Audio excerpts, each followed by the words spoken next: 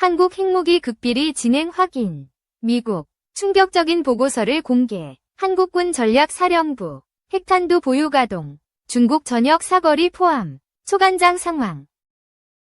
빈센트 브룩스 전 주한미군 사령관 겸 한미연합사령관은 도널드 트럼프 2기 미 행정부 출범 이후 형성되고 있는 한국 내 자체 핵무장론. 여론에 대해 한국이 핵무기를 보유함으로써 더 안전해질 것이라고 확신하지 않는다고 말했다고 연합뉴스가 보도했다. 브룩스 전 사령관은 24일 현지 시간 한미경제연구소 KEI가 주최한 탄핵 그림자 속 한미관계 지속을 주제로 한 세미나에서 나는 핵무기 보유가 안보 보장에 도움이 된다는 것에 대해 확신이 서지 않는다며 이렇게 밝혔다. 그는 북한은 핵무기를 통해 억지력을 구축하려 노력했고 그 과정에서 어느 정도 성공을 거뒀지만 핵무기 때문에 정권이 붕괴할 가능성이 더 크다고 생각한다고 덧붙였다. 또 내가 군에 입대한 초창기 서유럽이 핵무기 보유를 두고 미국 핵무기 체계를 자국 영토에 배치하는 문제를 두고 논쟁을 벌이고 있었고 이로 인해 얼마나 많은 내부 혼란이 야기됐는지 기억한다며 테러 단체들이 정부의 관련 시설을 공격하기 시작했고 안보가 약화됐다고 지적했다. 그러면서 한국은 이 점을 잘 고려해야 하며 북한이 핵무기를 보유하고 있기에 한국도 보유해 균형을 이루는 게 안보 강화에 도움이 된다는 식으로 추정해서는 안 된다고 조언했다. 브룩스 전 사령관은 미국의 한반도 핵 억제 약속과 관련 핵보유국으로서 미국의 접근 방식은 핵무기 사용을 촉진하는 게 아니라 핵무기를 억제하는 것이라며 나는 그들, 한국, 이 비확산이 추구할 가치가 있다는 결론에 도달하길 바란다고 강조했다.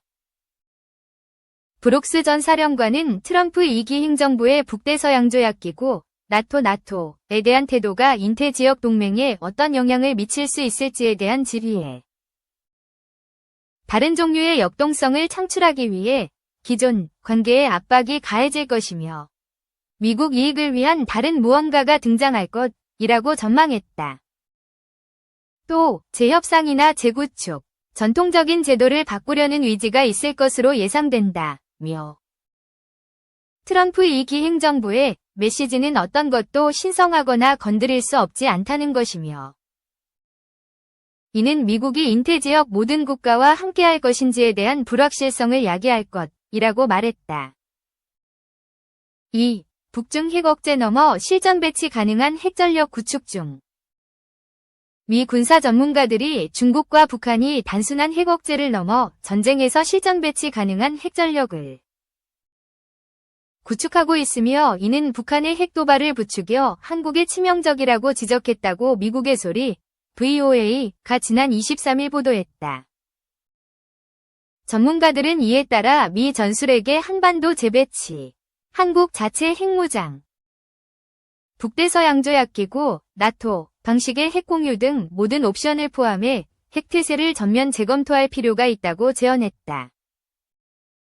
로버트 피터스 미 헤리티지 재단 연구원은 중국이 전구급으로 운용할 수 있는 출력 조절이 가능한 핵무기를 개발하고 있다며 이 무기들이 일본에서 호주까지 이어지는 미군 및 동맹국 기지는 물론 해상의 미 함정도 겨냥할 수 있다고 지적했다.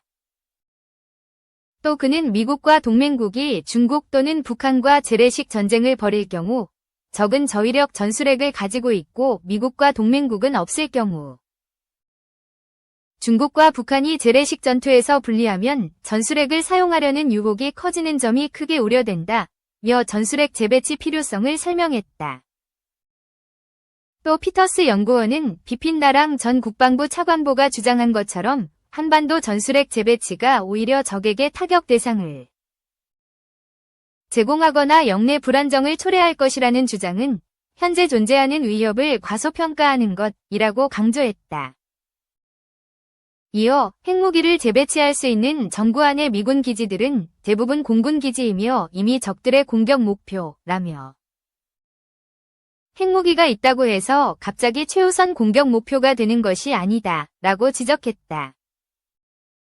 피터스 연구원은 한국이 핵무기를 만들기가 어렵지 않을 것이라며 미국이 전술핵을 한국에 배치하면 한국의 독자적 핵무장을 막을 수 있을 것이라고 강조했다. 마커스 갈로스카스 전 북한 담당 국가정보분석관은 중국, 러시아, 북한 3국 사이에 시너지 효과가 작용하고 있다며 러시아와 중국이 북한을 지원, 보호하고 자원과 역량을 제공해 북한의 위협을 키우고 있다고 지적했다.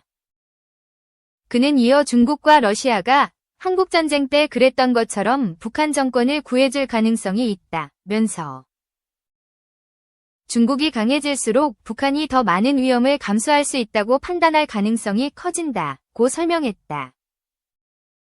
갈로스카스 전 분석관도 전술핵 재배치보다 확장 억제가 더 효과적 억제 수단이라는 주장에 대해 북한이 타격할 수 있다는 이유로 한반도 핵무기 배치를 기피해야 한다는 주장은 주한미군도 철수해야 한다는 논리와 같다고 지적했다.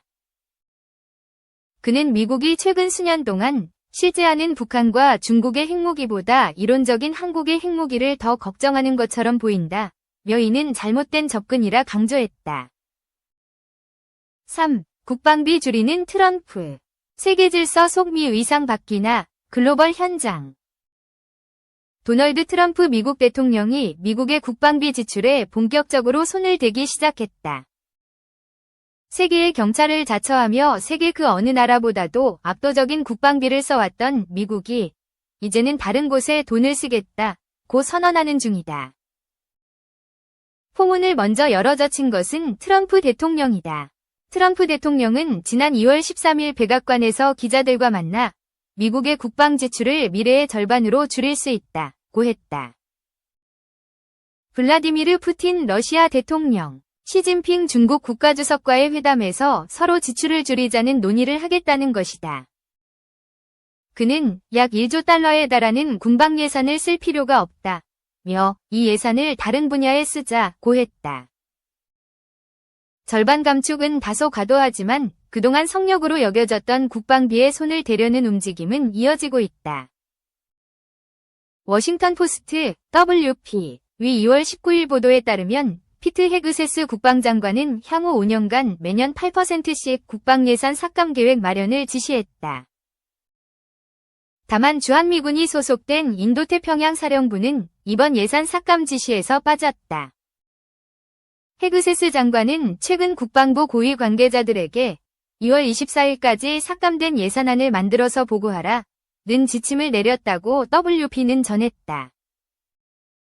이 지침에 따르면 헤그세스 장관은 메모에서 트럼프 대통령의 국방부에 대한 임무는 분명하다. 힘을 통한 평화를 달성하라는 것이라며 준비 시간은 끝났다. 우리는 전사정신을 되살리고 우리 군을 재건하고 억지력 회복을 위해 긴급히 행동해야 한다고 했다. 또 우리는 예산을 통해 필요한 전투력을 확보하고 불필요한 국방비 지출을 중단하고 과도한 관료주의를 거부하고 감사 진행을 포함한 실행 가능한 개혁을 추진해야 한다고 덧붙였다. 국경 봉쇄 및 불법 이민 차단을 위한 남부 국경 작전 예산. 주한미군이 소속된 인도태평양 사령부는 예산 삭감 대상에서 제외됐다. 핵무기 및 미사일 방어 현대화 예산과 일방향 공격용 드론 예산, 기타 탄약 예산도 예외 처리하기로 했다. 인도태평양 사령부와 우주 관련 예산은 오히려 강화돼야 할 대상으로 꼽혔다. 반면 우크라이나 전쟁을 담당해온 유럽 사령부와 가자 등 중동 지역을 담당하는 중부 사령부, 아프리카 사령부는 삭감 대상에 포함됐다. 미국의 국방 예산은 약 8,950억 달러, 2024 회계연도 기준 약 1,300조 원에 달한다. 트럼프 대통령이 언급한 1조 달러에는 못 미치지만 연방정부 전체 예산 6조 7,500억 달러 약 9,715조 원, 위 13%가량을 차지한다. 이 중에서 8%는 결코 적지 않다. 716억 달러, 약 104조 원 수준이다. WP는 헤그세스 장관의 이런 지시는 공화당과 민주당 모두의 큰 반발에 부딪힐 것이라고 예상했다. 하지만 국방비와 사회복지 비용을 제외하고 연방정부 예산 지출을 효율화한다면 사실상 큰 변화를 만들기는 힘들다. 나아가 이런 변화는 세계 안보에서 미국의 의상 축소를 예고하고 있다. 케네디 재단이 운영하는 매체 에미서리는 트럼프 대통령이 지난 미국이 가입한 모든 다자간 기구와 조약에서 탈퇴를 검토하는 등의 행정명령에 서명한 것을 들어 미국이 만든 세계 질서 위 죽음이라고 평가했다. JD 벤스 부통령은 미넨 안보회의에 참석해 20분에 걸쳐 유럽의 민주주의가 위기에 처해 있으며 이러한 내부로부터의 위협이 러시아나 중국으로부터의 위협보다 더 크다고 주장했다. 볼로디미르 젤렌스키 우크라이나 대통령을 향해 트럼프 대통령이 독재자라고 칭한 것도 과거의 질서에서는 있을 수 없는 일이다. 미국의 국방비 지출 감축은 필연적으로 유럽과 중동, 아프리카 일대에서 미국의 영향력 감소를 수반하게 된다. 이는 중국과 러시아의 영향력 확대로 이어질 가능성이 상당하다. 포린 폴리시는 중국은 트럼프의 정책이 해롭다고 공개적으로 주장하지만 실제로는 기회로 인식하고 있다며 미국의 글로벌 후퇴는 중국이 그 자리를 채울 수 있는 기회를 제공할 것이라고 분석했다. 특히 대만을 둘러싸고 큰 거래가 일어날 가능성도 배제하기 어려운 상황이다. 제이컵 그리기얼 전 국무부 선임 고문 인터뷰. 미국은 환상조찼다. 이제 사회복지에 힘써야. 유럽 등 미국의 동맹국은 이제 국방비 지출을 늘리기 위해 사회복지 지출을 줄이는 선택을 해야 할 때입니다. 트럼프 1기 정부에서 국무부 정책기획실 선임고문으로 일했던 제이컵 그리기얼 미국 가톨릭대 교수는 2월 18일 한국경제신문과의 인터뷰에서 이같이 말했다. 그는 미국은 지금까지 세계를 위해 대규모 안보 비용을 지출하느라 자국민의 사회복지에는 충분한 여력이 없었다며 이제는 거꾸로 해야 할 시점이라고 지적했다. 지정학 전문가인 그리기얼 교수는 전 세계가 그동안 세 가지 환상을 좇았다는 주장을 펼치고 있는 인물이다. 무역을 강화하고 부를 창출하면 세계 평화에 도움이 될 것이라는 환상. 어떤 국가든 다국적 기구 등의 회원이 되면 책임있게 규칙과 절차를 따를 것이라는 환상. 나쁜 지도자를 제거하면 오반국을 만들 수 있다는 환상이 있다고 그는 짚는다. 첫 번째는 유럽과 중국에, 두 번째는 중국에 특히 적용된다. 그리기얼 교수는 북대서양조약기구, 나토에서 북미 회원국은 미국과 캐나다 둘뿐이고 나머지는 유럽 대륙인데 러시아, 방어의 최전선을 담당해야 할 유럽은 1990년대 이후 손을 놓았다며